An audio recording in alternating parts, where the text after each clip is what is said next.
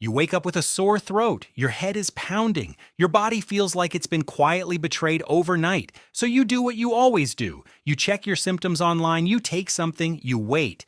But here's the thing, that instinct you have right now, that urge to do something, to fix it, to fight the fever, that instinct is ancient, older than medicine, older than language. And what your ancestors actually did when their bodies turned against them is far stranger, far more sophisticated, and far more revealing than you might expect. For most of human history, getting sick was not just a personal crisis, it was a crisis for the entire group. A sick individual in a small band of hunter-gatherers could not hunt, could not gather, could not carry an infant or defend a camp. Illness was a social event, and the response to it was never simply one person's problem to solve alone. Anthropologist Daniel Lieberman at Harvard has spent decades studying how the human body evolved under pressure. One of his key findings is that the body's response to illness, the fever, the fatigue, the loss of appetite, is not the disease itself. It is your immune system running a program, a deliberate, ancient program designed to make your body an inhospitable place for pathogens. The fever is not a malfunction, it is a weapon, and your ancestors knew this, not in scientific terms, but in the deep, wordless way that bodies know things. They did not try to bring down a fever immediately. They wrapped themselves in animal hide. They lay close to fire. They leaned into the heat. Because for hundreds of thousands of years, that was the correct response. Sweat it out was not folk nonsense. It was embodied ancestral logic. But fever management was only the beginning. Across dozens of archaeological sites in Europe, Africa, and the Near East, researchers have found evidence of medicinal plant use stretching back at least 60,000 years. In the Shanidar Cave in Iraq, Neanderthal burial sites contain the preserved pollen of at least 8 plant species, yarrow, groundsel, ephedra, and others, plants still used today in herbal and pharmaceutical medicine. The anthropologist Ralph Selecki, who excavated the site, argued that these were not accidental. They were deliberate. Someone chose them. Someone placed them. Your ancestors were not fumbling in the dark. They were observing, testing, refining. If eating the bark of this tree reduced pain, they remembered it. If the leaves of that plant brought down swelling, they passed the knowledge forward. This was not random. This was science in its most elemental form, empirical, repeated, inherited. Ethnobotanist Paul Allen Cox has documented how indigenous healing traditions around the world contain pharmacologically active compounds at rates far above what chance would predict.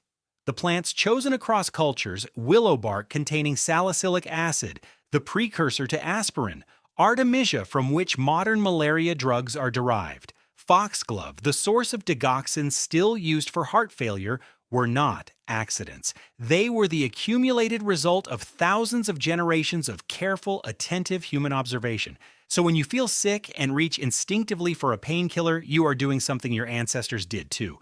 The drug is different. The logic is identical. Now think about the isolation instinct. When you are sick, you want to be alone. You want to lie down in a quiet room. You want the lights low and the noise gone. This feeling is not weakness. Researchers at the Netherlands Institute for Neuroscience have identified what they call sickness behavior, a constellation of responses including fatigue, social withdrawal, reduced appetite, and hypersensitivity to stimulation.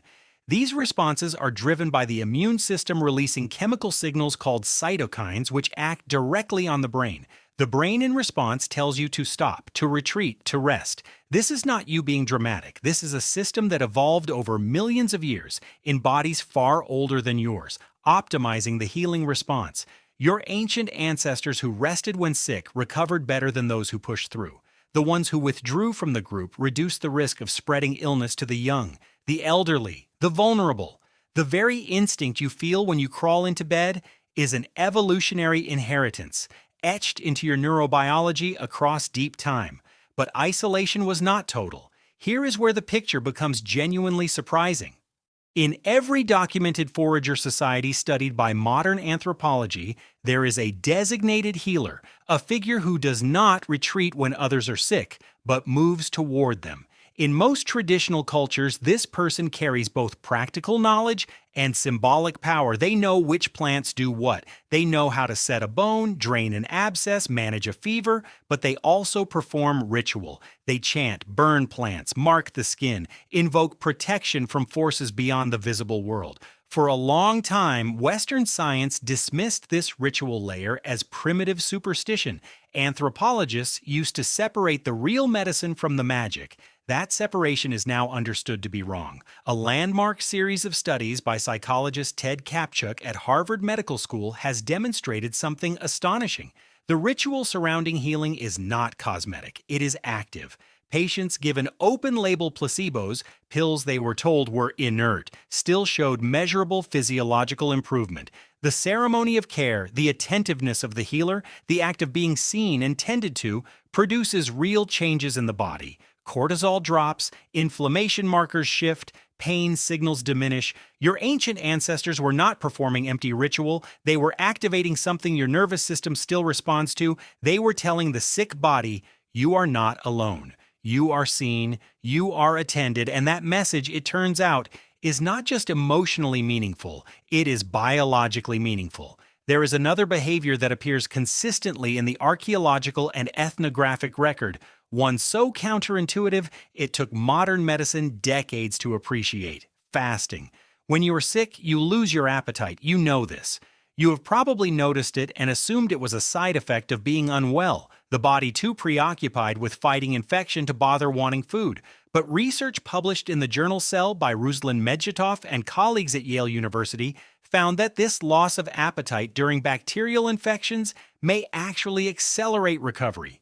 The metabolic resources normally devoted to digestion get redirected. The body shifts into a focused mode. Fever plus fasting under certain conditions creates an environment in which pathogens are starved of the glucose they need to replicate. Your ancestors did not understand this mechanically, but they honored it. They did not force food on the sick. They offered water, warmth, and rest. They read the body's signals and followed them, which is again precisely what modern researchers are beginning to recommend. Think about that for a moment. 10,000 generations of accumulated human experience quietly encoded the same conclusions that clinical trials are now confirming. Not because ancient people were secretly scientific, but because the ones who ignored the body's signals, who forced food, who denied rest, who abandoned the sick, who discarded the healer's knowledge, those lineages did not survive as well. Evolution is the slowest, most patient teacher that has ever existed. And here you are, descended from every ancestor who lay down when their body told them to lie down, who wrapped themselves in warmth when the fever came, who accepted the plant the healer held out, who let someone else tend to them, at least for a while. There's one more thing worth sitting with. The single most consistent healing behavior across all human cultures, all time periods, all geographic regions is not a plant. It is not a ritual. It is not a specific treatment. It is the presence of another person, someone who stays, someone who watches through the night, someone who touches your forehead and doesn't leave. In a world before hospitals, before antibiotics, before emergency rooms, the most powerful medicine available was social. It was the group deciding that the sick individual still mattered, still belonged, still had people who would not abandon them in their moment of collapse. The biology of that has not changed. You still heal faster when you do not heal alone. So the next time you wake up with a sore throat, your head pounding, your body quietly demanding that you stop, understand that the urge you feel is not just personal. It is ancient. It is collective. It is the distilled wisdom of every sick human who came before you, preserved not in writing, but in the way your body knows, without being told, exactly what it needs.